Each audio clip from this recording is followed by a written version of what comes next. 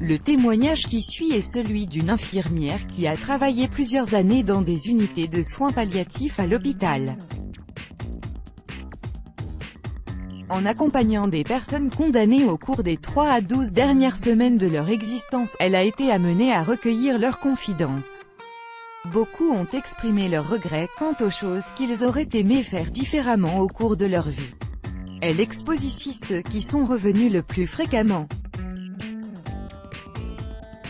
De belles leçons de vie à retenir.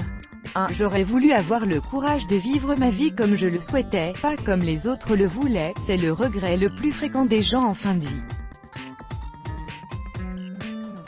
En regardant en arrière, ils s'aperçoivent qu'ils n'ont pas réalisé la plupart de leurs rêves. Et ceci parce qu'ils ont choisi de faire ce qu'on attendait d'eux au lieu de suivre leurs désirs. Moralité, on doit profiter de sa liberté tant qu'on est en bonne santé et réaliser ses rêves, même les plus fous. 2. Je regrette d'avoir travaillé si dur, c'est le regret de tous les hommes que j'ai accompagnés. Ils faisaient le plus souvent allusion à leurs enfants, qu'ils n'avaient pas vu grandir, et à leurs compagnes, qu'ils avaient délaissées. Les femmes aussi exprimaient ce regret, mais il ne concernait pas leurs enfants. En effet, étant âgées, la plupart d'entre elles avaient été femmes au foyer. Elles s'en voulaient donc plutôt d'avoir négligé leur vie sociale. La leçon à tirer de cela est qu'il faut trouver un équilibre entre vie professionnelle et vie familiale, sociale. 3. J'aurais dû avoir le courage d'exprimer mes sentiments. De nombreuses personnes étouffent leurs sentiments par peur. En conséquence, elles ont le sentiment de ne pas s'être accomplies autant qu'elles l'auraient pu.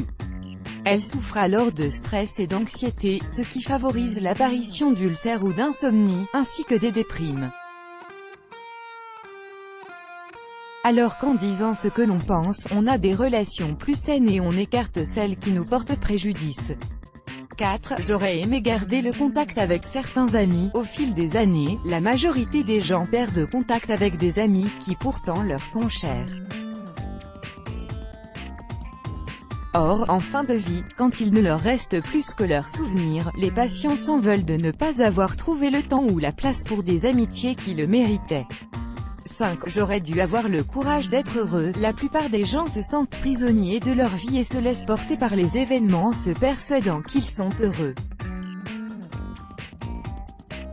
À la fin de leur vie, ils réalisent que d'autres choix étaient possibles, et qu'ils les auraient rendus vraiment heureux. Ils ont plusieurs fois été tentés de tout envoyer promener et de vivre selon leur cœur, mais ils n'ont jamais eu le courage de le faire. À la fin de leur vie, au moment de l'inventaire, c'est un regret cuisant. Au cours de nos derniers jours, on se moque totalement de ce que les autres pensent de nous, alors que ça nous a préoccupé toute notre vie. Nous pouvons donc analyser nos choix et ce qu'ont été nos priorités avec clairvoyance.